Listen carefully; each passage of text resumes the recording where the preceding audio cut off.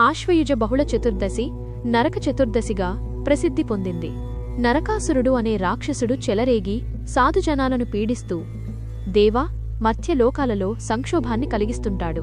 కృతయుగంలో హిరణ్యాక్షుని వధించిన వరాహస్వామికి, భూదేవికి అసుర సంధ్యా సమయంలో జన్మిస్తాడు నరకుడు.